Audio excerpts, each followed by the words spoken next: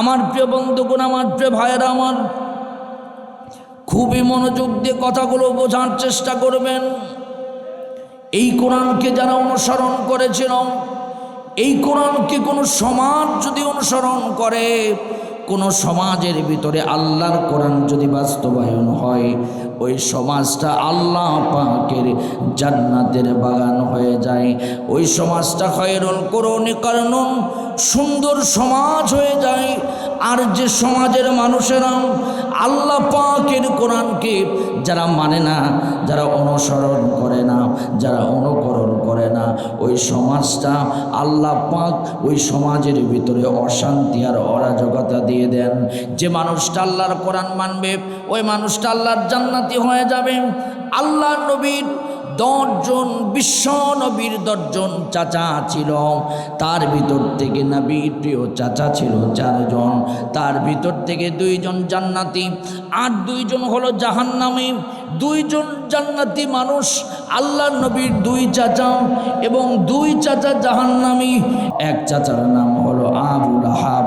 এই আবুল আহাব সম্পর্কে আল্লাহ রাব্বুল আলামিন কোরআনে কারীমের ভিতরে জানায় দিয়েছেন।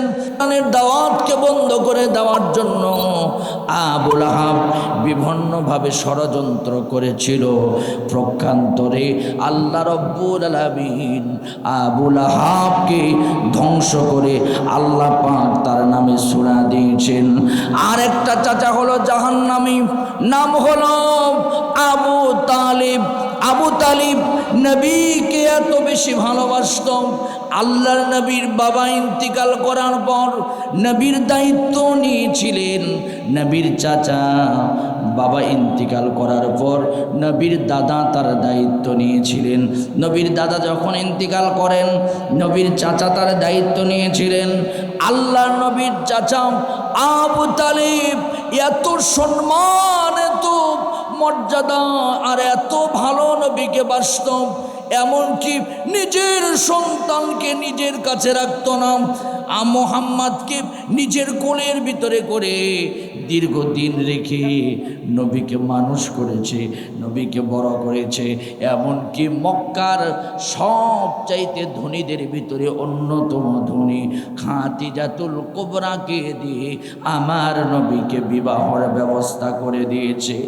আবু তালেব নবীকে এত ভালোবাসত, এই পৃথিবীতে নবীর ভালোবাসার অন্যতম একজন মানুষ যদি থাকে, আবু তালেব তার ভিতরে অন্যতম। শুধু তাই নয়, আমার নবীও তাকে ভালোবাসতাম। কিন্তু আল্লাহর নবী বললাম, চাচা আপনি পড়ুন লা ইলাহা, কিন্তু আবু তালেব লা ইলাহা ইল্লাল্লাহ পড়ে নাই। নবীকে শুধুমাত্র ভালোবাসত, নবীর আদর্শের অনুসরণ করত না, নবীকে শুধুমাত্র ভালোবাসত, কিন্তু নবীর জীবন বিধান মানত না, ইসলাম গ্রহণ করে নাই। এমনকি একদিন আবু তালেব দুনিয়া ছেড়ে বিদায় নেবেন, সেই মুহূর্তে আল্লাহর নবী পাশে গিয়ে বসে বলছে, চাচা আপনি পড়ুন লা ইলাহা ইয়া আম্মি আবি তালিব লা ইলাহা ইল্লাল্লাহ। শুধু আপনি লা ইলাহা ইল্লাল্লাহ পড়েন, মুহাম্মাদুর রাসূলুল্লাহ আপনাকে বলতে হবে না। আহুজ্জুল্লাকা ইনদাল্লাহি ইয়াউমাল কিয়ামাহ, কিয়ামতের দিন আপনার পক্ষে এই লা ইলাহা ইল্লাল্লাহকে দলিল করে আমি আল্লাহর কাছে উপস্থাপন করব। আমি আল্লাহ পাকের সাথে ঝগড়া করে আপনাকে আল্লাহর জান্নাতে নিয়ে যাব। কিন্তু আমার ভাইয়েরা, পাশে ছিল পাশে ছিল আবু জেহেল। আবু জেহেল বলছে, হে আবু তালিব, তুমি শেষ মুহূর্তে এসে তুমি মুহাম্মাদের কালিমা পড়ে তুমি তোমার বাপ দাদার ধর্মকে চুনকালি লাগাবা? না, হতেই পারে না।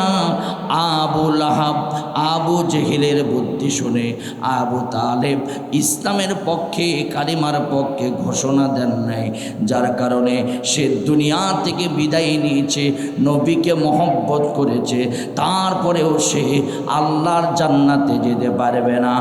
কারণ হলো আবু তালেব নবীর আদর্শ গ্রহণ করেন নাই, নবীর আনিত বিধান আল্লাহর উপরে ঈমান আনেন নাই, যার কারণে আবু তালেব আল্লাহর জান্নাতে যেতে পারবে না।